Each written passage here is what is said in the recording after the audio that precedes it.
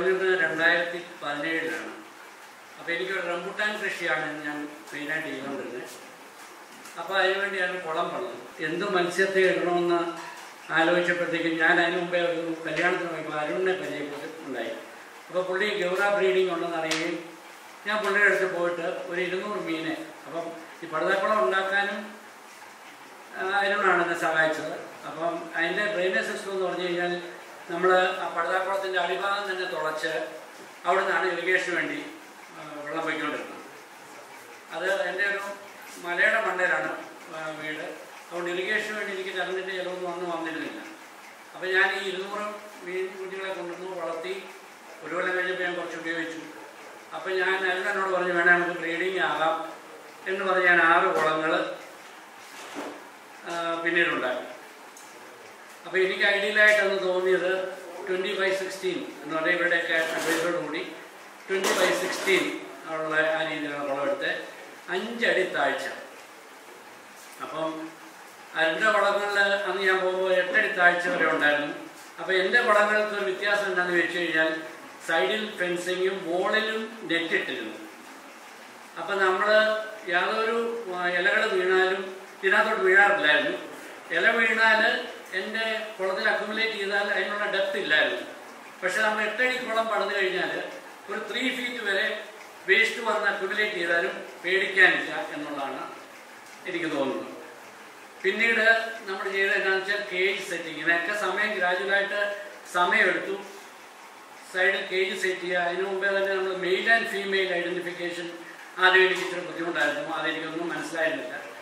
പിന്നെ നമുക്ക് മനസ്സിലായ ഈ വിക്ടോറിയൽ ഫിൻസിൻ്റെ പുറകിൽ വൈറ്റ് ആൻഡ് ബ്ലാക്ക് പാച്ചസ്, അത് ആണുങ്ങൾക്കാണെങ്കിൽ വൈറ്റ്, പെണ്ണിനാണെങ്കിൽ ബ്ലാക്ക്. ഇതാണ് എനിക്ക് തോന്നുന്ന സ്പെസിഫിക് ആയിട്ടുള്ള ഒരു ഡിഫറൻസ്. അപ്പോൾ അങ്ങനെ ഇട്ടപ്പോഴത്തേക്കും എൻ്റെ മീൻ ബ്രീഡാകാൻ തുടങ്ങി.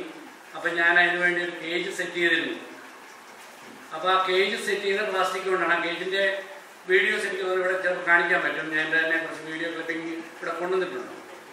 അപ്പോൾ അതിനകത്ത് നമ്മൾ വടം വാങ്ങിച്ച് നമ്മൾ ഓരോ അടി വെച്ച് മുറിച്ച് അത് നൂല് അഴിച്ചിട്ടാണ് നമ്മൾ ആദ്യം കേജ് സെറ്റ് ചെയ്തത്. കേജ് സെറ്റ് ചെയ്യാനായിട്ട് ഇട്ട് കൊടുത്തത്. അപ്പോഴേക്കും മീൻ തന്നെ കൂടുണ്ടാക്കുകയും അത് മുട്ടയിടുകയും മുട്ട വിരിയുകയും എല്ലാം ചെയ്തു. അപ്പോൾ പല പ്രാവശ്യം മുട്ട വിരിഞ്ഞു. കുറച്ച് കുഞ്ഞുങ്ങളെല്ലാം എനിക്ക് കിട്ടി. പിന്നീട് ഞാൻ ഒരു പ്രാവശ്യം ശ്രദ്ധിച്ചത് എന്താണെന്ന് ചോദിച്ചാൽ ഈ മുട്ടകൾ പുറത്തൂടെ ഫ്ലോട്ട് ചെയ്ത് നടക്കുന്നതായിട്ട് എനിക്ക് തോന്നി.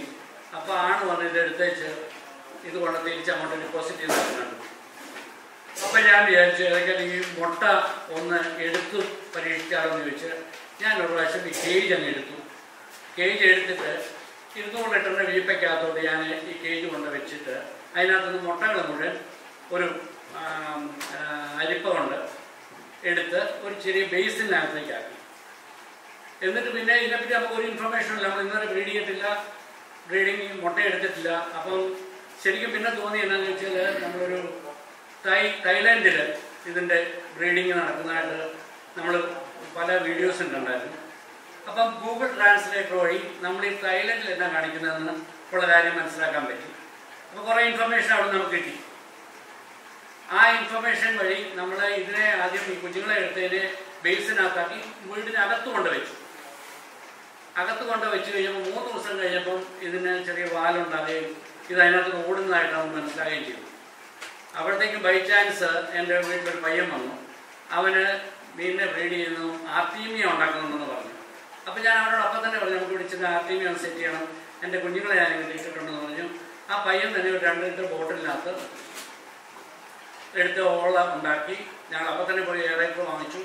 ആർട്ടീമിയാണ് കാര്യം നമ്മളപ്പം തന്നെ ചെയ്തൊരു 36 ഗ്രാം ഉപ്പെല്ലായിട്ട് PH സോഡിയം ബൈകാർബണേറ്റ് ഇട്ട് താത്ത് നമ്മളൊരു 18 മണിക്കൂർ കൊണ്ട് നമുക്ക് ആർട്ടീമിയ വിരിഞ്ഞു. പക്ഷേ പിന്നീട് നമ്മൾ ശ്രദ്ധിച്ച ആഴ്ചയിൽ 10 ദിവസത്തേക്ക് ഇതിന് യാതൊരു ഫീഡും ആവശ്യമില്ല. അപ്പോൾ ഇതിന് തന്നെ ഒരു സാക്ക് ഉണ്ട്. ഇതിൻ്റെ അടിയിൽ ഒരു ജോക്ക് സാക്ക് എന്ന സാധനം നമ്മുടെ മീനിൻ്റെ കുഞ്ഞിൻ്റെ അടിയിലുണ്ട്. അത് 10 ദിവസം വരെ അവരുടെ ഫീഡിങ് അവിടെ നടക്കും.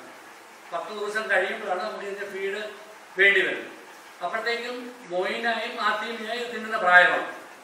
അപ്പോൾ നമ്മൾ മൊയിന കൾച്ചർ ഏറ്റവും വലിയ സക്സസ്ഫുൾ ആയില്ല. അധികം കുഞ്ഞുങ്ങളെ കിട്ടിയിരുന്നില്ല. പിന്നെ മനോജിനോടൊക്കെ ഞാനിപ്പോൾ വിളിച്ച് ചോദിക്കുമായിരുന്നു. അപ്പം മനോജ് പറഞ്ഞു അതിനകത്ത് പ്രോട്ടീൻ കണ്ടന്റ് കുറവാണെന്ന് പറഞ്ഞാൽ നമ്മൾ ആർട്ടീമിയ വാങ്ങിക്കാൻ തുടങ്ങി. Artemia is very expensive. പക്ഷേ ആർട്ടീമിയ ഒരു 20 ബോട്ടിൽ വരെ ഞാൻ ഒരു സമയത്ത് ചെയ്തു. ആ 10 ദിവസത്തേക്ക് ആർട്ടീമിയ നമ്മൾ ഇട്ട് കൊടുക്കാൻ തുടങ്ങി. അപ്പം നമ്മുടെ ബേസിനകത്ത് ഇതിനെ മാറ്റി വെച്ച് നമ്മൾ അക്വേറിയം ടാങ്കിനകത്തേക്ക് ഇതിനെ മാറ്റി ഒരു 3 അടി നീളം, 1.5 അടി വീതിയുള്ള 1.5 അടി പൊക്കമുള്ള അക്വേറിയം ടാങ്കിലേക്ക് നമ്മളിതിനെ മാറ്റി വെച്ച് ചെറിയൊരു എയറേഷൻ കൊടുത്ത്. അപ്പോൾ എനിക്കൊരു പശുക്കൂട് കിടപ്പുണ്ടായിരുന്നു. അപ്പം അതിൽ ഇച്ചിരി ടെമ്പറേച്ചറുള്ള ഒരു മുറി, അതിൻ്റെ ഷീറ്റ് പ്രഫോർട്ട് ഷീറ്റായിരുന്നു. അപ്പോൾ അതിനകത്ത് ആ മുറിക്കകത്ത് തന്നെ ചൂടുള്ളതുകൊണ്ട് ആ മുറിക്കകത്തോട്ട് ഞാൻ ഇതുകൂടെ സെറ്റ് ചെയ്ത് ഞാൻ ഈ ആർട്ടീമിയ കൊടുത്തതിനെ വളർത്താൻ തുടങ്ങി. ആർട്ടീമിയ കൊടുത്ത് വളർത്തി അങ്ങനെ 30 ദിവസം ആർട്ടീമിയയിൽ പോയി. പിന്നെ ഞാൻ ഈ തായ്ലൻഡിൻ്റെ എടുക്കുക, ഇത് പഠിക്കുക. അപ്പം അവർ പിന്നെ അതിനെ മാറ്റുന്നത് നമ്മൾ കണ്ടതെന്ന് വെച്ചാൽ അവർ 10 into 6 feet പടുതാക്കുളത്തിലേക്ക് ഇതിനെ മാറ്റുന്നത് നമ്മൾ കാണുന്നത്. പടുതാക്കുളത്തിലേക്ക് മാറ്റി 1.5 അടി പൊക്കത്തിലുള്ള ടാങ്കുകളുണ്ടാക്കി പടുതാക്കുളത്തിലേക്ക് മാറ്റി വെച്ച് അവിടെ അവർ ബ്ലഡ് ബേൺ എന്ന് പറഞ്ഞ സാധനം ഇട്ട് കൊടുത്തത്. എനിക്ക് എന്നാണെന്ന് മനസ്സിലായില്ല. ട്രാൻസ്ലേറ്റ് ചെയ്ത് വരുമ്പോൾ ബ്ലഡ് ബേൺ എന്നാണ് വരുന്നത്. അപ്പോഴത്തേക്ക് നമ്മൾ പിന്നെ ഇതിനകത്തോട് മാറ്റി വെച്ച് കമത്തോടുകൾ വെച്ച് കൊടുത്തു. ഇതിനകത്ത് 4 കമത്തോട് 4 സ്ഥലത്തായിട്ട് വെച്ച് കൊടുത്തു കഴിഞ്ഞപ്പോൾ ഈ കുഞ്ഞുങ്ങളെ ഒരു 500-600 വെച്ച് നമ്മൾ ഓരോ ടാങ്കിലും കൊണ്ടിട്ടു. അപ്പോഴത്തേക്ക് ഇവർ കമത്തോടിൻ്റെ അടി ഹൈഡ് ചെയ്യുക, നമ്മൾ ഈ ആർട്ടീമിയ ഉണ്ടാക്കുക, രാവിലെ കൊണ്ട് ഇട്ട് കൊടുക്കുക. ഇവർ ആർട്ടീമിയ നിന്ന് വളരാൻ തുടങ്ങി. അപ്പോൾ ഞാൻ ഇടയ്ക്കിടയ്ക്ക് സോളിഡ് ഫുഡ് വെച്ച് കൊടുത്ത് നോക്കും തിന്നുവന്ന്. ഞാൻ നോക്കിയിട്ട് 40 ദിവസം വരെ ഇവർ ആർട്ടിഫിഷ്യൽ ഫീഡ് ഒന്നും തിന്ന് ഞാൻ കണ്ടില്ല. 40 ദിവസം കഴിഞ്ഞപ്പോഴത്തേക്കും ഞാൻ ഒരു പ്രാവശ്യം കുറച്ചിട്ട് കൊടുത്തിട്ട് ചെറുതായിട്ടത് വന്ന് തിന്നാൻ തുടങ്ങി. അപ്പോൾ പിന്നെ ഞാൻ എന്താ ചെയ്യുന്നത് വെച്ചാൽ ഇതിനെ നമ്മൾ പൊടിച്ച് നല്ലപോലെ പൊടിച്ച് ബോളായിട്ട് വെട്ടി പ്ലേറ്റ്സിനകത്ത് വെച്ച് ഈ ഇതിൻ്റെ ഈ കമത്തോട് വെച്ച് തൊട്ടടുത്ത് കൊണ്ട് വെച്ചിട്ടപ്പോൾ അത് പുറത്തേക്ക് ഇറങ്ങി വരാൻ തുടങ്ങി, തിന്നാൻ തുടങ്ങി. അപ്പോൾ 40 ദിവസം തൊട്ട് ഫീഡ് എടുക്കാൻ തുടങ്ങി. പിന്നെ 1.5 ഇഞ്ച് വരെ ആ ഫീഡിൽ നിന്നു. എനിക്ക് തോന്നുന്ന 2 മാസത്തിന് ശേഷമാണ് തോന്നുന്നത് ചേമ്പലൊക്കെ. അതിനെ 2 മാസം എടുക്കുമോ? ആ, ഇത് TDS ജോബ് എന്ന് പറഞ്ഞു കഴിഞ്ഞാൽ നമ്മൾ ഈ അക്വേറിയത്തിനകത്ത് ആക്കി കഴിയുമ്പം ഇത് ഡെയിലി ക്ലീൻ ചെയ്യേണ്ടി വരും. എല്ലാ ദിവസവും നമ്മൾ ഇത് സൈഫൺ എഫക്റ്റ് സക്ക് ചെയ്ത് കളഞ്ഞ് അത്ര ക്ലീനായിട്ട് മെയിൻറ്റെയിൻ ചെയ്താലേ ഇത് എനിക്ക് വളർന്നു കിട്ടാനുള്ള ചാൻസ് ഉള്ളൂ. പിന്നീട് ശ്രദ്ധിച്ച കാര്യം എന്താണെന്ന് വെച്ച് കഴിഞ്ഞാൽ ചെറിയൊരു എയറേഷനെ വേണ്ടി വന്നുള്ളൂ. വളരാൻ പിന്നെ വലിയ ബുദ്ധിമുട്ടൊന്നുമില്ല. സൂക്കയുടെ വരുന്നില്ലെങ്കിൽ വളർന്നതിൽ വലിയ ബുദ്ധിമുട്ടില്ല. ഇത് ഈ പടുതാക്കുളത്തിലേക്ക് മാറ്റിയപ്പോഴത്തേക്ക് അവിടെ ഫാസ്റ്റായിട്ട് വളരാൻ തുടങ്ങി. അപ്പോൾ പിന്നെ ഈ മോസ്കിറ്റോ ലാർവയും ഇവർ തിന്നുമായിരുന്നു. നമ്മൾ ശ്രദ്ധിക്കുന്ന അങ്ങനത്തെ സാധനങ്ങളെല്ലാം തിന്നാൻ തുടങ്ങി. ഇത് മാത്രം എനിക്ക് തോന്നുന്നത് 2 മാസത്തിന് ശേഷമാണ് ഈ ചേമ്പല നിന്ന് കണ്ടിരിക്കുന്നത്. ചേമ്പല ആയിക്കഴിഞ്ഞാൽ പിന്നെ എനിക്ക് തോന്നുന്നത് മറ്റു ഫീൽഡുകളൊന്നും ഇതിനു വേണ്ടി ആവശ്യമില്ല. അതാണ് എനിക്ക് പ്രത്യേകം. ഞാൻ ഈ മുട്ടയെടുത്ത് വളർത്തിയതിൻ്റെ പ്രത്യേകത അതാണ്. ഞാൻ അത് തന്നെ യെല്ലോ കളറിലുള്ളത് നമ്മൾ ചെയ്തിട്ടുണ്ട്. പിന്നെ അരിൻ്റെ അവിടേക്ക് ഈ നമ്മൾ ഈ കുളത്തിന് ചുറ്റുന്ന സാധനം കോക്കോ സിഗ്നൽ എനിക്ക് അരിൻ്റെ അവിടെ നിന്നാണ് കിട്ടിയത്. അത് പിടിപ്പിച്ച് എനിക്ക് തോന്നുന്നു അവിടെയെല്ലാം കൂടുകൾ അത് വെച്ച് തന്നെ ഉണ്ടാക്കുന്നുണ്ട്. നമ്മുടെ ഇവിടെ വേറെ ആർട്ടിഫിഷ്യൽ പ്ലാസ്റ്റിക്കിന് നമ്മൾ വെച്ച് കൊടുത്ത് അതിനകത്താണ് കുഞ്ഞുങ്ങൾ ഉണ്ടാക്കുന്നത്. കാരണം ഞാൻ കണ്ട എന്താണെന്ന് ചോദിച്ചു കഴിഞ്ഞാൽ ഈ നൂലിട്ട് കൊടുക്കുമ്പോൾ ആ നൂലിൽ നിന്ന് അവർ കൂടുണ്ടാക്കിയിട്ട് പിന്നെ അകത്ത് കുറച്ച് കോക്കോ സിഗ്നൽ വെക്കുന്നതായിട്ടാണ് നമ്മൾ കാണുന്നത്. ആർട്ടിഫിഷ്യൽ അല്ല, കോക്കോ സിഗ്നൽ നാച്ചുറൽ വടമഴിച്ചിട്ട് കൊടുക്കുന്നത് നമ്മൾ ആദ്യം കൂടുണ്ടാക്കാൻ വേണ്ടി അവരെ ഒന്ന് ഹെൽപ്പ് ചെയ്യാൻ വേണ്ടിയാണ്. അപ്പോൾ എനിക്കൊന്ന് ബാക്കി 2 ചാക്കാണെന്ന് തോന്നുന്നു കൊടുക്കുന്നത് അല്ലേ, പ്ലാസ്റ്റിക് ചാക്കുകൾ ഇട്ട് കൊടുക്കാറുണ്ടെന്ന് തോന്നുന്നു പൊട്ടിച്ച്. ഞാൻ എന്താണെന്ന് വെച്ചാൽ വടം ഞാൻ വീഡിയോയിൽ കണ്ടതാണ്. അതനുസരിച്ച് വടം നമ്മൾ ഓരോ അടിക്ക് വെച്ച് മുറിച്ച് ഇട്ട് അതിന് നൂലഴിച്ചിട്ട് കൊടുക്കും. അപ്പം അതാണ് അത് കൂടുണ്ടാക്കാൻ അവർ ഉപയോഗിച്ചുകൊണ്ടിരിക്കുന്നത്. പിന്നെ നോർമലായിട്ടുള്ള ഇതിനകത്താണെങ്കിൽ നമുക്ക് എനിക്കൊന്ന് 500 കുഞ്ചിനെ അല്ലെ 100 കുഞ്ചിനെ കിട്ടാറുള്ളൂ. സാധാരണ അങ്ങനെ കാണുന്നത് വളരെ ചുരുക്കമായിട്ട് 1000 കുഞ്ചിനെയൊക്കെ എനിക്കൊരു ഫോണിൽ നിന്ന് കിട്ടിയിട്ടുണ്ട്. പിന്നെ നമ്മൾ കുളങ്ങൾ ചെയ്യുമ്പോൾ അതിനകത്ത് ചെയ്യേണ്ട കാര്യം നമ്മൾ ഈ ഒരു ലൈഫ് സൈക്കിൾ മനസ്സിലാക്കേണ്ടത് വളരെ ആവശ്യമാണ്. കാരണം വെച്ചാൽ ഈ 9 ദിവസം കഴിയുമ്പോൾ നമുക്ക് ഫീഡ് ആ കുളത്തിൽ വേണം. നമ്മുടെ ഇൻഫോസൂരിയ പോലുള്ള സാധനങ്ങൾക്ക് വാഴയിലൊക്കെ ഇട്ട് കൊടുക്കാറുണ്ട്, ക്യാബേജ് ഇട്ട് കൊടുക്കാറുണ്ട്, പഴുത്തൊരയിട്ട് കൊടുക്കാറുണ്ട്. ഇതൊക്കെ ഒത്തിരി ക്വാണ്ടിറ്റി വേണ്ട. കുറേശ്ശെ ഇട്ട് കൊടുത്താലും ചാണകം കലക്കി ഒഴിക്കാനൊക്കെയാണ് അതിൻ്റെ അഡ്വൈസാണ് നമ്മൾ ചെയ്തത്. പിന്നെ പലരുടെ ഇൻഫർമേഷൻ നമ്മൾ ഇങ്ങനത്തെ സാധനം ഇട്ട് കൊടുക്കുമ്പോൾ ആ ഇനിഷ്യൽ സ്റ്റേജിലുള്ള ഫീഡ് അവിടെ അതിനുണ്ടാവും. പിന്നെ മുയിന ഉണ്ടെങ്കിലും ഉണ്ടാക്കി ഈ കുളങ്ങളിൽ നമുക്ക് ഇട്ട് കൊടുക്കാൻ പറ്റും. അത് ഇത് വളരുന്ന കാണാം.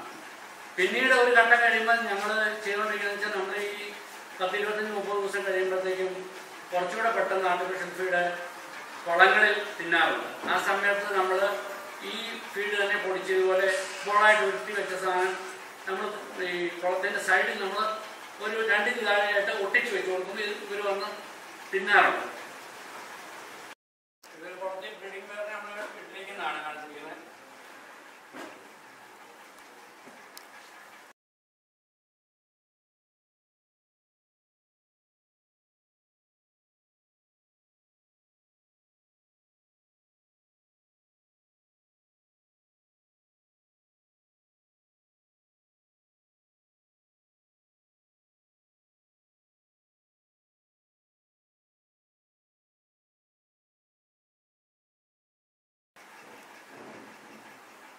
ഇങ്ങനത്തെ കേജസ് ആണ് വെച്ച് കൊടുത്തിരിക്കുന്നത്. കേജും അതിൻ്റെ നൂലുമാണ് കാണിക്കുന്നത്.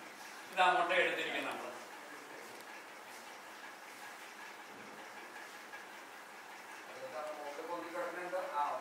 മുട്ടയാ കാണിക്കുന്നത്.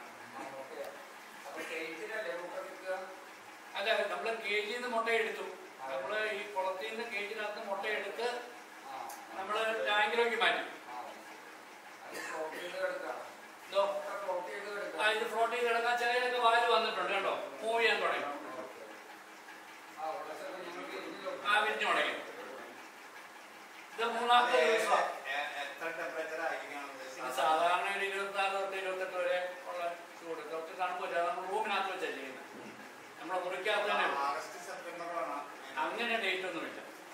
അത് ഇത്തിരി വെള്ളം വരുമ്പോൾ എല്ലാം ബ്രീഡാകാറുണ്ട്. ഇതാ കുഞ്ഞുങ്ങൾ മൊയിനായിട്ട് കൊടുത്തിരിക്കുന്നത്.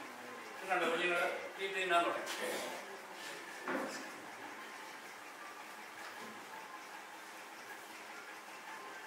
മൊയിനയാണ് കാണുന്നത്. ഇത് ആർട്ടീമിയ ഉണ്ടാക്കുവാണേ. നമ്മളൊരു 22 ബോട്ടിൽസിനകത്താണ് വലിയ എയറേറ്റർ വെച്ചാണ്. ഏരിയയുടെ എത്ര 1.6 120.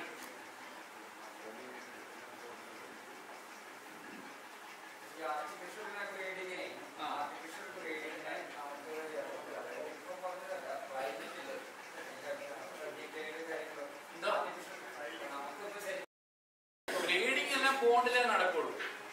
നമ്മളത് മുട്ട എടുത്തുകൊണ്ട് വന്നിട്ടാണ് നമ്മൾ ഇങ്ങനെ ടാങ്കിലാക്കുന്നത്. നമുക്ക് ഇത് ആർട്ടീമിയ നമ്മൾ കൾച്ചർ ചെയ്യുന്നതാണ്. ഇങ്ങനെയാണ് നിങ്ങൾ ചെയ്യുന്നത് മനോജ്?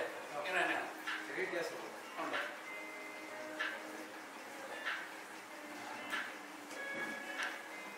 നമ്മൾ ആർട്ടീമിയ നെറ്റ് ഉണ്ട്. അത് അരിച്ചെടുത്ത് വെച്ചാണ് നമ്മൾ ഇതിനിട്ട് കൊടുക്കുന്നത്.